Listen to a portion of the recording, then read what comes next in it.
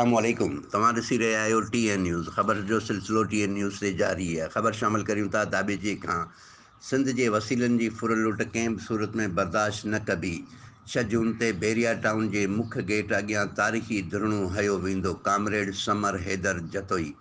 ख़बर मूजिब सिंध हारी कमेटी जे मरकज़ी सदर comrade Samar Haider Jatoi, comrade Hukumchand, comrade Wilayat Hussain Noonari, comrade Ishaq Sindhi, Rasool Bhai Jatoi, Abdul Ghafoor Jatoi ऐं ॿियनि 6 जून बैरिया टाउन ख़िलाफ़ लॻल धरणे लाइ दाबेची जे मुख़्तलिफ़ इलाइक़नि जो दौरो ऐं अॻवाननि सां मुलाक़ातूं करे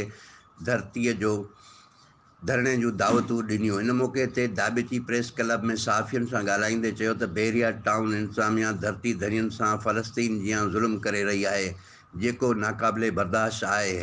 हिन वधीक चयो त मलिक रियाज़ आसिफ ज़रदारी सां मिली करे मलीर समेत सॼी सिंध जे ज़रई ज़मीननि ते कब्ज़ा करे उते ॿाहिरियुनि माण्हुनि खे आबाद करे मक़ामी माण्हुनि ते तशदुद करे उन्हनि मथां कूड़ा केस दाख़िल करे उन्हनि खे लॾ पलाण ते मजबूर कयो वियो आहे। इन्हनि खे अक़लियत में तब्दील करण जी साज़िश कई पई वञे, जेका सरासर नाइंसाफ़ी आहे ऐं ज़ुल्म आहे, जेको कंहिं बि सूरत में बर्दाश्त न कबो। इन ज़ुल्म ख़िलाफ़ 6 जून ते सिंध एक्शन कमेटी पारां लॻल धरणे जी हारी कमेटी मुकमल हिमायत करे थी।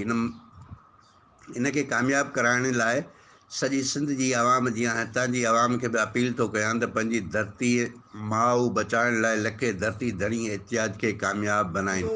जेके बि सिंध जा माण्हू आहिनि, ज़मीनूं उन्हनि जूं आहिनि, उन्हनि खे ॾिनियूं वञनि। कालाबाग डैम जहिड़ा मनसूबा ठाहिया, हिते असां रद्द कराया। थल कया सिंध जो माण्हू बचो सिंध धरती जे का विरासत न थींदी। सिंध जी ज़मीनुनि जा मालिक सिंध जा माण्हू आहिनि। उन ॾींहुं पंहिंजा सभु कमकार छॾे बैरिया टाउन ते लखे माण्हू गॾिजी पाण इहो पैगाम ॾियूं, हिते जा वॾेरा, जागीरदार, पीर, नवाब, सरदार इहो था चाहिनि त सिंध जे माण्हुनि खे तबाह कयो वञे। कैमरामैन नोमान शेख सां गॾु शाहिद समूह TN न्यूज़ दाबेची।